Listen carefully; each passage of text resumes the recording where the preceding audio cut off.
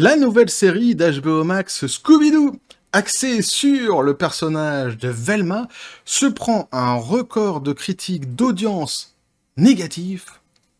On voit ça ensemble.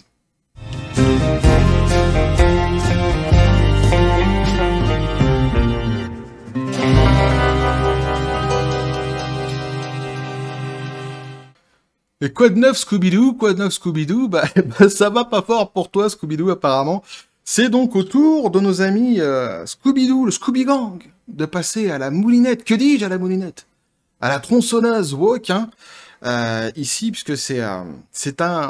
En tout cas, à mon humble avis, évidemment, c'est un massacre complet.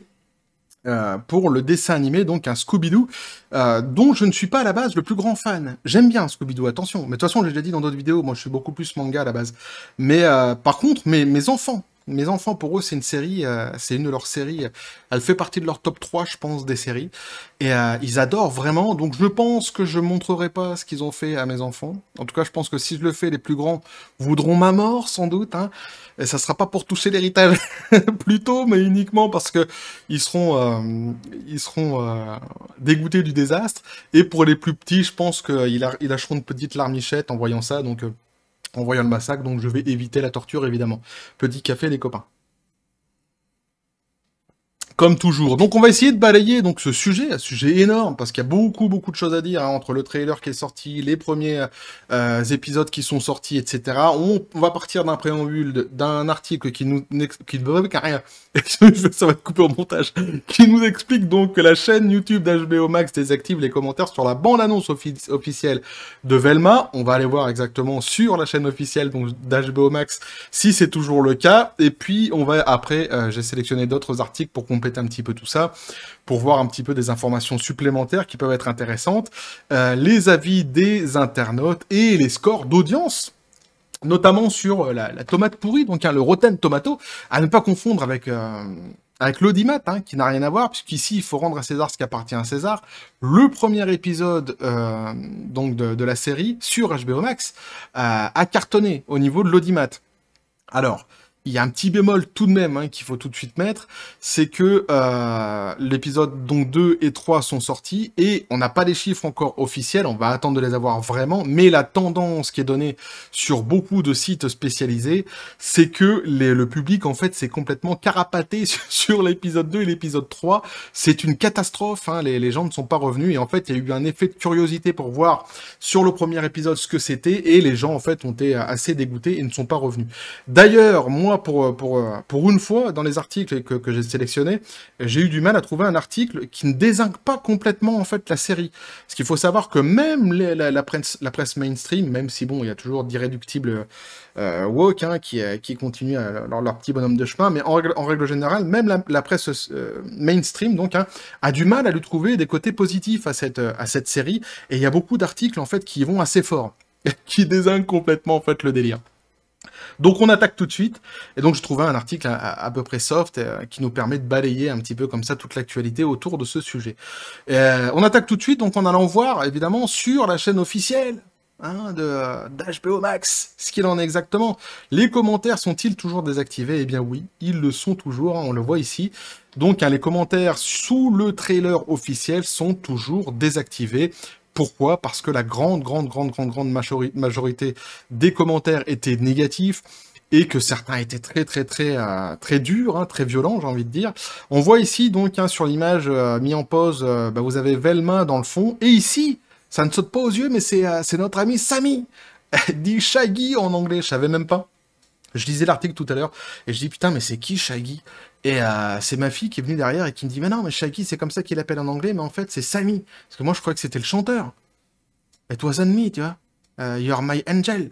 Je me suis dit, c'est lui. Ben non, en fait, c'est Sammy. Là, je me suis fait feinter. Et donc, voilà, donc ici, vous voyez ici sur l'image. Donc, hein, les commentaires toujours désactivés. Alors, c'est une mode en ce moment, hein, c'est-à-dire que c'est récurrent. Dès qu'une série, en fait, a des commentaires qui ne plaisent pas, ils désactivent. désactive les commentaires, tout simplement. Au lieu de regarder un peu ce que le grand public dit et de mettre un modérateur, évidemment, pour modérer les messages les plus violents, mais de garder quand même l'essence de ce que le grand public pense du produit que tu as sorti, eh bien non, on désactive complètement les commentaires et on laisse les choses se faire comme ça. C'est assez incroyable. Mais bon, c'est comme ça. Alors, on nous dit donc HBO Max semble tout à fait conscient que le correctif apporté à Scooby-Doo, qui est vaguement basé donc sur le Scooby IP, ne ressemble en rien au dessin animé original. La chaîne YouTube du Titan en streaming a pris des mesures et a fermé les commentaires de la bande-annonce de la série animée. C'est exactement ce que nous venons de vérifier ensemble. Ils l'ont fait peu de temps avant la première émission, car elle avait déjà harangué et était déjà torréfiée donc, par les fans contrariés par le contenu et les divers changements effectués, dont Velma elle-même, qui est devenue une fille indo-sri-lankaise au teint sombre, comme la vedette Mindy Kaling, donc, qui fait la voix, si je ne m'abuse, de Velma dans la série, la voix anglaise, évidemment. Ensuite, donc, il y a Shaggy, donc Sammy, rebaptisé Norville. Alors, je sais pas s'il s'appelle comme ça dans la version française, Norville. Moi, j'ai vu le trailer, j'ai commencé un peu le premier épisode, puis j'ai arrêté là parce que j'ai eu les yeux qui ont saigné. Donc, je sais pas s'il s'appelle comme ça dans la version française, mais bon, Norville, pourquoi pas. Donc, qui est maintenant noir. L'intervention de la chaîne YouTube a été remarquée par le créateur et présentateur RK Outpost Ryan Kinnell, qui voit un signe. Alors, qui est Ryan Kinnell? Qu'est-ce que c'est RK Outpost? C'est une chaîne américaine, une chaîne YouTube américaine, qui compte plusieurs centaines de milliers d'abonnés et qui traite essentiellement de la pop culture. Et je vous donnerai mon avis quand même sur ce que j'ai pu voir et sur ce que je pense de tout ça, parce qu'en fait, moi, je trouve que c'est dommage. Alors, évidemment, déjà, je trouve que c'est dommage qu'ils aient pris Scooby-Doo, en fait, et qu'ils l'aient massacré. Mais au-delà de ça, en fait, je trouve que c'est dommage qu'ils aient pas créé un nouveau dessin animé avec la même idée. Je pense que ça aurait été vraiment génial. Mais le fait d'avoir repris Scooby-Doo, évidemment, ça me gave, en fait. Encore une fois, c'est toujours la même procédé idéologique. On se sert d'une œuvre qui est connue comme marchepied idéologique pour le faire passer au grand public. Et évidemment, si le grand public n'aime pas, eh bien, on va le faire passer pour un raciste, pour que sais-je encore. Évidemment, c'est toujours exactement le même procédé. Donc, il conclut, donc, un monsieur Ryan Kinnell, donc, et il conclut que HBO et Warner Bros savent qu'ils ont un désastre woke entre les mains, qui ne plaît qu'à une petite fraction d'un public donné. Et oui, évidemment, parce qu'il faut rappeler quand même qu'en général, l'idéologie woke, c'est une minorité de personnes. C'est pas la majorité. La majorité, c'est une majorité que j'appelle la majorité, en règle générale, silencieuse, et qui l'est de moins en moins silencieuse, à mon grand plaisir, qui dit de plus en plus que ça commence à les gaver ce qui se passe autour de cette idéologie woke. Alors, il nous dit donc, lui, c'est assez clair, dit Kinnell, ils savent que cette chose est morte dans l'eau, mort dans l'œuf, dirons-nous plutôt en français. Il ajoute donc qu'ils font tout ce qu'ils peuvent pour le protéger, ne voulant pas voir la série ou des clips se faire griller comme ils l'ont été par le passé. La première bande-annonce a été rapportée comme une portion venant de l'enfer, recevant 300 000 aversions pour 36 000 likes et commentaires, continuant de dézinguer les fabricants. On a retrouvé une justice ironique et ironique dans Scooby-Doo, ne faisant pas partie d'une adaptation aussi impopulaire. Maintes et maintes fois, ils ont été détruits, a déclaré Kinnell, et maintenant, il désactive de manière préventive les commentaires sur cette chose qui est censée annoncer quelque chose qui se sortira demain sur HBO Max. Chez Velma, les premiers épisodes ont été diffusés le lendemain de la couverture de Kinnell, non pas qu'il y ait eu beaucoup de public qui l'attendait. Donc, faut comprendre, en fait, lui, ce qu'il a fait, c'est que dès que le trailer il est sorti, évidemment, il a traité le sujet. Et donc, c'était un jour avant la sortie du premier épisode. Aujourd'hui, on a le recul, on a le premier épisode, le deuxième épisode et le troisième épisode. On sait à quoi s'attendre et à quoi s'en tenir surtout. Alors là, par contre, ils disent que c'était pas très attendu par le public. Comme je dis tout à l'heure, c'est pas totalement vrai, parce que y en a quand même beaucoup qui ont été voir, en tous les cas par curiosité. Est-ce que c'était attendu d'une manière positive? Je ne pense pas, c'est vrai. Mais en tous les cas, il faut quand même reconnaître que le premier épisode a fait beaucoup de viewers, dirons-nous en anglais, beaucoup de téléspectateurs en français. Même si je l'ai dit, en fait, les gens sont pas restés, ils se sont barrés, et les épisodes d'après sont sur le déclin complet. Alors, les quelques critiques qui ont osé critiquer l'émission lui donnent un total de 57%, ce qui est mauvais, mais ce n'est rien comparé au score d'audience incroyablement bas de 6%, c'est pire que Batwoman, qui s'élève à 23%, Les Anneaux de Pouvoir, qui a un score de 38%, eh oui, et Maître de l'Univers Révélation, qui a gagné le même nombre que Les Anneaux. Alors, ils ont ce triste record, avec donc cette série Scooby-Doo, d'avoir réussi à battre Dragon Ball Evolution dans les mauvaises audiences. On va aller voir directement tout de suite ensemble les chiffres, parce que là, évidemment, il faut actualiser, les chiffres sont pas forcément les bons. Là, d'ailleurs, hop, j'actualise la page directement.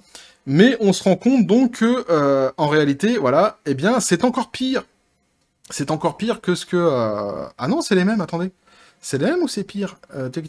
Ah ouais, si, c'est pire, c'est ça, c'est bien ce qui me semblait. Il y avait 57% avant, donc, d'avis pour la presse mainstream positif, on est tombé à 50%. Par contre, l'audience du grand public, elle reste à 6%, donc on est sur la tomate pourrie, on est sur Rotten Tomato, le site, évidemment. Donc il y a toujours un delta assez énorme entre la presse mainstream et le grand public. Bon, bah ça, je le déplore, mais c'est comme ça. En revanche, on peut se rendre compte quand même que même la presse mainstream a du mal à trouver des choses positives à dire sur cette série, parce que quand il donne un score de 50%, ça veut dire que c'est vraiment, vraiment très, très, très mauvais. Alors après, vous pouvez, évidemment, je mettrai toujours les liens des articles sur lesquels je vais dans la description des vidéos, vous pouvez aller voir par vous-même, hein, et aussi voir les critiques, les avis des gens.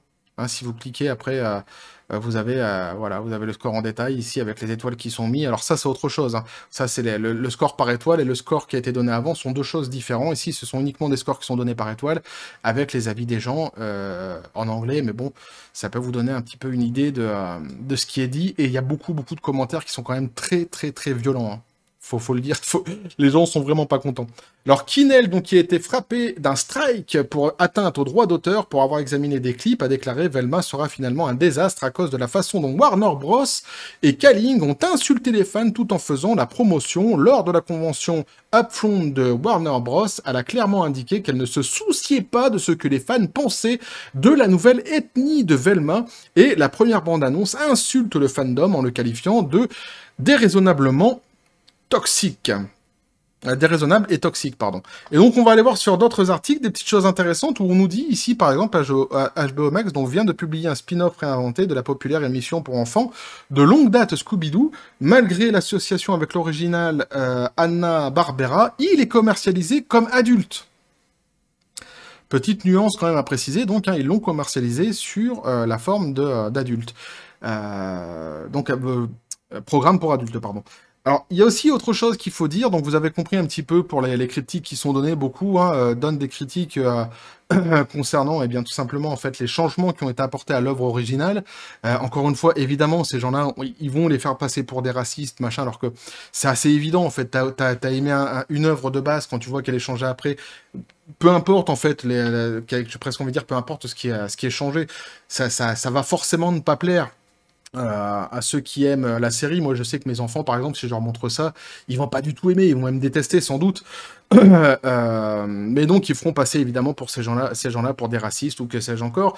Mais c'est intéressant de voir qu'il y a d'autres critiques aussi qui sont données, notamment sur la violence, en fait, qui est dans le dessin animé, que certains jugent excessif et inutile.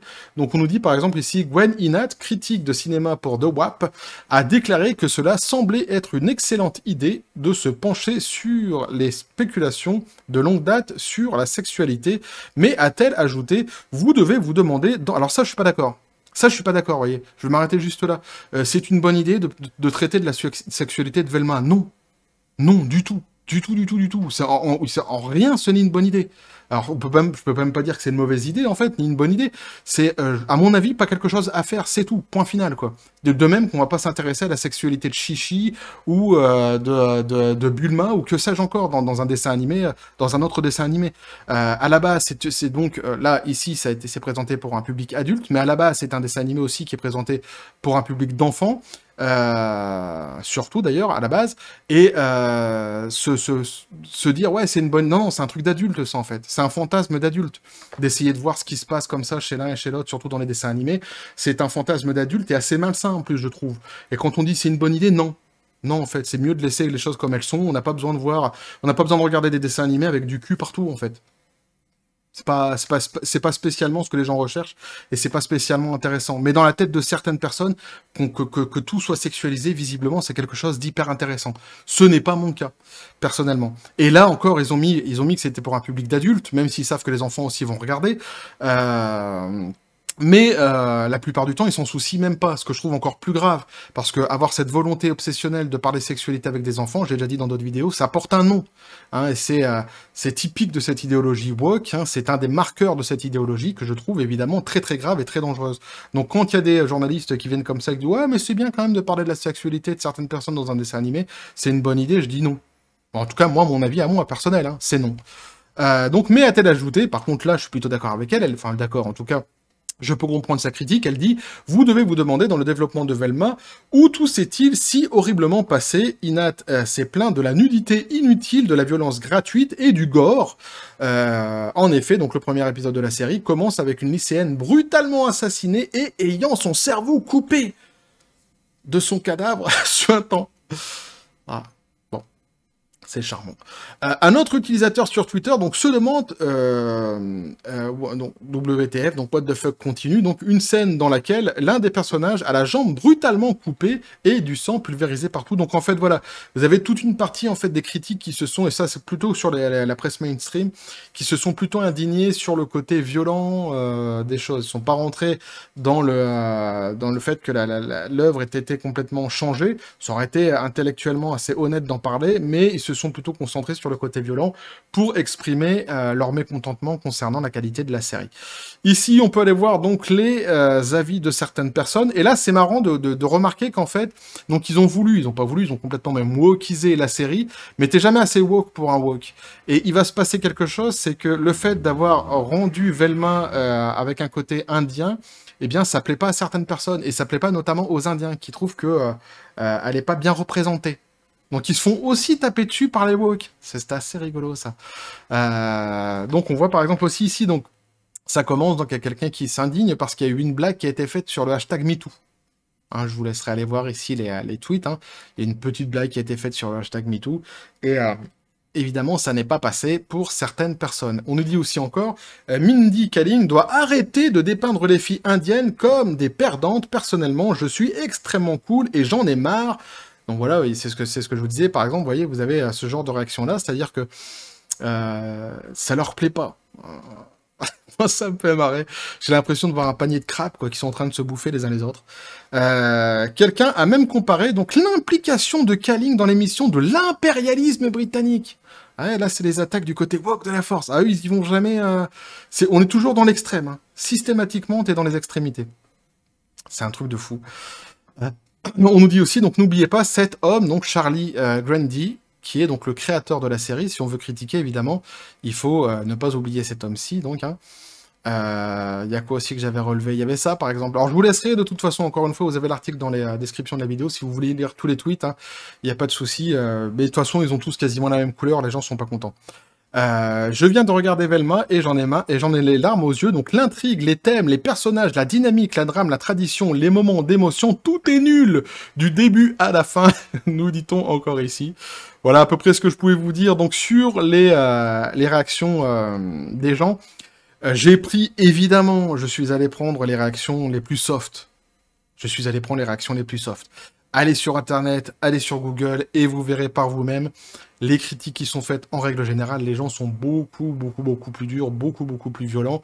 Mais je me suis dit que ça servait à rien de taper plus que ça sur l'ambulance, parce que déjà, à mon avis, le dessin animé, comme j'ai dit, est en train de dégringoler dans les derniers épisodes qui sont sortis, et va continuer à se faire dézinguer de toute façon par la critique. Alors, il prévoit, mais ça, c'est pas officiel encore, on va voir si ça va être officialisé dans pas longtemps, de faire une saison 2, tout de même, hein, malgré les critiques, ce qui corrobore un petit peu donc l'idée de ce fameux youtubeur anglais qui a une chaîne sur la pop culture, qui disait qu'il ferait tout pour essayer de sauver le bébé. Ça corroborait son idée.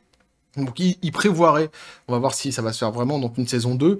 Mais donc voilà, donc moi, mon avis en fait là-dessus, c'est que bah déjà pour Scooby-Doo, c'est un désastre, c'est un massacre complet sur la licence en elle-même. Hein. Bon, de toute façon, là on peut pas dire on peut difficilement dire le contraire, c'est-à-dire que ils ont vraiment tout revu dedans, et c'est ni fait ni à faire, c'est du grand n'importe quoi. En revanche, Je déplore le fait qu'ils aient pris Scooby-Doo pour faire ça. Parce que je trouve que l'idée aurait pu être charmante, l'idée aurait pu être bonne de refaire comme ça un nouveau dessin animé avec une nouvelle bande de copains qu'ils auraient appelé évidemment autrement que Scooby-Doo. Et là, ils auraient mis, par exemple, toutes les ethnies qu'ils voulaient à l'intérieur. Je trouve que ça aurait été vraiment sympa. Mais il aurait fallu pour cela créer quelque chose. Et évidemment, ils ne créent pas. Ils ne font que défaire, démolir, déconstruire les choses qui existent déjà. Et c'est ça que je déplore, moi. Tout le reste, je m'en fous, en vrai. Mais je déplore vraiment ça parce que je me dis que l'idée de base était pas si mauvaise que ça, mais le fait qu'ils aient pris Scooby-Doo, bah non, c'est un grand nom, c'est encore une fois, on est sur des gens qui sont dans l'irrespect total, en fait, hein, des œuvres de base. Et évidemment, le grand public ne s'y trompe pas. Évidemment, le grand public n'a pas aimé et le fait savoir. Et les gens en ont de plus en plus marre. Et il faut comprendre que les gens, en fait, hein, sont de plus en plus violents, même sur Internet, hein, vis-à-vis de ce qui se passe. Et quand on voit qu'ils s'entêtent, qu'ils s'acharnent et qu'ils disent on va faire une saison 2, alors que, enfin, c'est encore pas officiel, mais qu'ils en parlent, alors qu'on voit les résultats ici de ce que ça a produit, l'émotion que ça a produit, l'émoi que ça a produit chez le grand public, on se dit qu'à un moment donné, d'abord, ils cherchent le bâton pour se faire battre, et qu'ils cherchent pas, en tous les cas, à apaiser les esprits. Ça, c'est une certitude. C'est diviseur, et c'est évidemment de pire en pire. Donc on a ici Scooby-Doo, hein, qui passe à la tronçonneuse woke. Hein, qui sera le prochain? Ça ne s'arrête pas, ça continue, c'est un truc de dingue. Donc avec des records d'audience critique négatifs qui sont effroyables, hein, mais visiblement ça les intéresse plus. C'est-à-dire que ce que les gens pensent, de toute façon, on a l'impression qu'ils sont en roue libre et qu'ils s'en foutent, jusqu'à ce qu'évidemment le billet vert finisse par les rattraper, parce qu'à mon avis, c'est la seule sanction qu'ils comprendront. Bref, voilà ce que je pouvais vous dire donc là-dessus, les copains, un gros dossier. J'espère que j'ai été assez... que j'ai réussi à balayer de manière assez bonne, en fait, toute l'histoire qui est autour de ce sujet.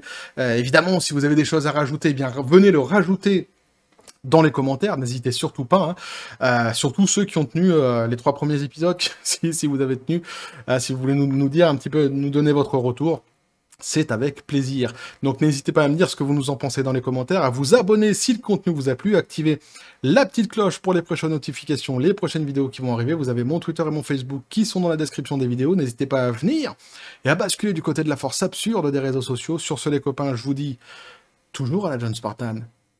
Paix et félicité. Et j'ignore, je me demande vraiment... Alors ça devient presque un jeu, quoi. Qui va y passer? Quelle franchise, quelle série, quelle saga sera la prochaine à passer à la tronçonneuse woke? Je l'ai déjà dit dans d'autres vidéos, mais je trouve ça vraiment fou, quoi. Bref. Et que la force soit avec vous.